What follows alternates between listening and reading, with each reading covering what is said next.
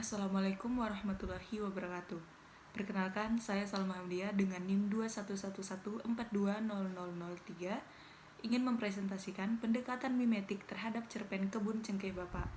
Sebelum masuk ke pembahasan, saya akan menjelaskan terlebih dahulu apa itu pendekatan mimetik. Dalam buku yang berjudul The Mirror and the Lamp, Abrams menjelaskan bahwa terdapat 4 pendekatan terhadap karya sastra, salah satunya adalah pendekatan mimetik.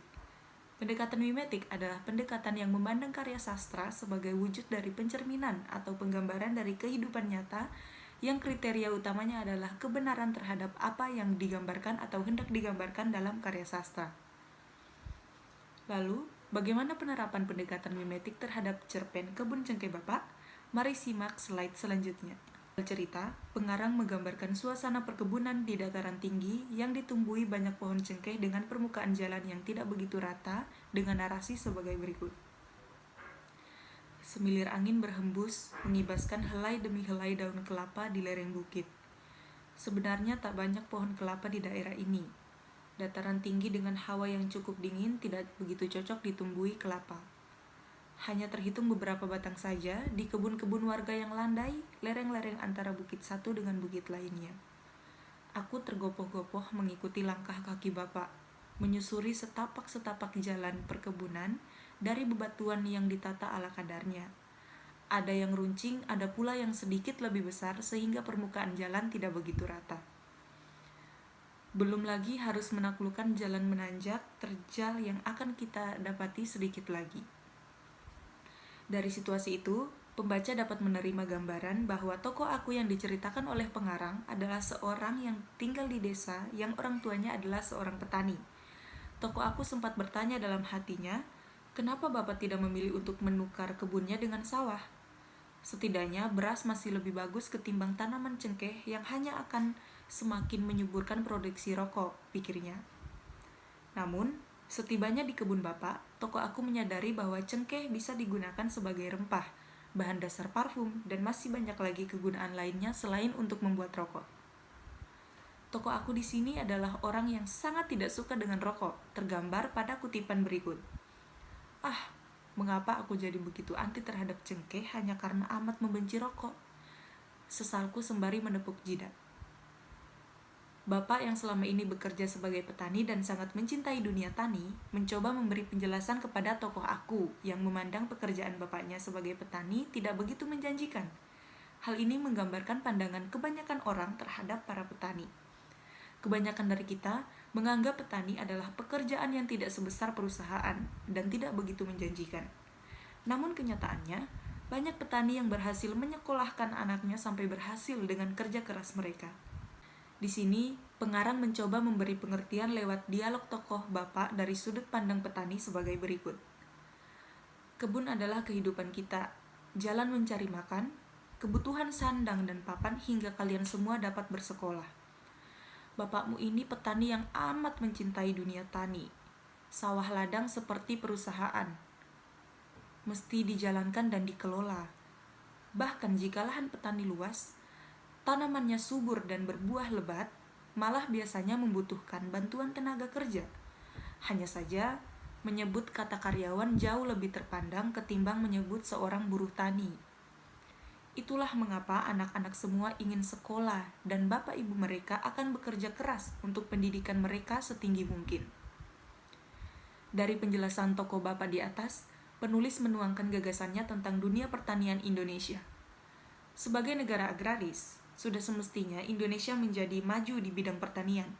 Sejak dulu, Indonesia terkenal dengan kesuburan tanahnya dan keberlimpahan rempah-rempah di dalamnya, hingga banyak orang asing yang ingin menguasai Indonesia hanya karena kekayaan alamnya. Sudah semestinya tetua-tetua seperti tokoh Bapak digantikan dengan pemuda-pemudi yang bekal ilmunya tentu lebih banyak daripada orang tua sebelumnya, sehingga menunjang untuk kemajuan pertanian. Namun sayangnya, kenyataan yang ada adalah pemuda-pemudi Indonesia sekarang lebih berambisi untuk menjadi pegawai negeri sipil atau PNS setelah menyelesaikan pendidikannya, karena mereka menganggap itulah yang lebih menjanjikan dan cukup menjamin masa depan. Padahal, justru di tangan generasi milenial yang ditunjang dengan kecanggihan teknologi dan sains, Indonesia bisa lebih maju sebagai negara agraris terdepan. Sebagai lulusan S1, tokoh aku lebih memilih untuk pulang kampung dan membantu kedua orang tuanya untuk bertani. Di kampungnya, banyak honorer yang menumpuk di sekolah-sekolah, bahkan ada yang sudah belasan tahun. Seluruh sekolah telah dipenuhi oleh honorer. Hal ini membuat tokoh aku memilih untuk bertani bersama kedua orang tuanya. Meski bukan lulusan Fakultas Pertanian, setidaknya tokoh aku sudah terbiasa membantu kedua orang tuanya dalam bertani sejak kecil. Di sini pengarang menggambarkan seorang sarjana yang terpaksa tidak bekerja sesuai dengan disiplin ilmu yang dia tempuh selama di perguruan tinggi karena tidak ada lowongan pekerjaan dan lebih memilih untuk pulang ke kampung membantu kedua orang tua. Tidak sedikit kasus seperti ini di Indonesia. Namun begitu, tokoh bapak tetap mengharapkan anaknya untuk menjadi PNS. Terdapat pada kutipan dialog berikut. Bagaimana dengan pendaftaran CPNS tahun ini? Kamu tak ikut? Entahlah pak, tokoh aku masih tidak percaya diri untuk mengikuti pendaftaran CPNS atau ASN karena ia sadar bahwa untuk menjadi ASN tidak cukup dengan lulus uji tes.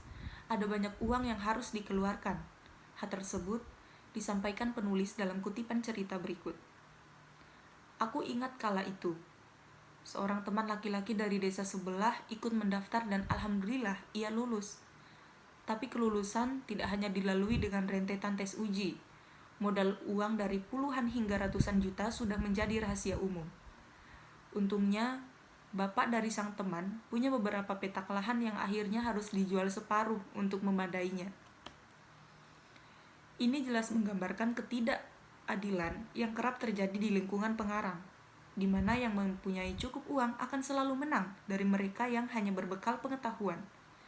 Ini menjadi salah satu kendala besar bagi para orang kecil yang ingin mengubah nasib. Bahkan beberapa orang tua rela menjual aset demi hidup anak-anaknya agar lebih baik dan mendapatkan profesi yang bisa mengangkat derajat keluarga. Pada bagian berikutnya, pengarang menggambarkan tokoh aku sebagai orang yang tidak mempermasalahkan pekerjaannya sebagai petani, padahal seharusnya lulusan S1 seperti tokoh aku bisa mendapatkan kerja yang lebih layak dan menjanjikan di mata masyarakat. Hal tersebut pengarang tuangkan dalam kutipan berikut. Yah, apa salahnya jadi petani? Orang-orang hebat bagiku bukan sekedar yang punya profesi terpandang atau berseragam dan berkantong tebal. Tapi hebat itu jika ia mampu mendengar kata hati, memperjuangkan passion dan memegang kuat kejujuran. Hebat itu jika ia mampu melihat potensi dan mencipta karya di sana. Hebat itu jika ia mampu tetap tegun dalam memperjuangkan mimpi dan harapannya. Dan hebat itu jika kedua orang tuanya, negaranya, dan agamanya mengaku bangga padanya. Di akhir cerita, pengarang mengingatkan kita untuk tetap bangga menjadi petani. Di masa depan, dari tangan-tangan kitalah, tanah negeri ini akan menjadi subur dan membawa kejayaan untuk Indonesia sebagai negara agraris.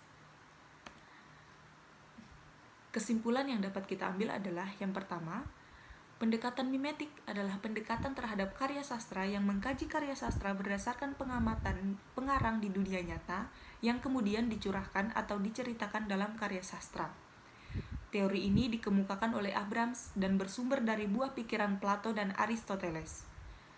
Yang kedua, melalui cerpen Kebun Cengkeh Bapak, pengarang menggambarkan lingkungan masyarakatnya di mana tokoh bapak berprofesi sebagai petani yang mempunyai anak lulusan perguruan tinggi yang telah menyelesaikan pendidikan S1-nya, namun lebih memilih untuk membantu kedua orang tuanya bertani daripada harus mendaftar sebagai calon PNS yang ujung-ujungnya akan menguras uang orang tuanya. Sekian presentasi dari saya, bila ada salah kata saya mohon maaf. Wassalamualaikum warahmatullahi wabarakatuh.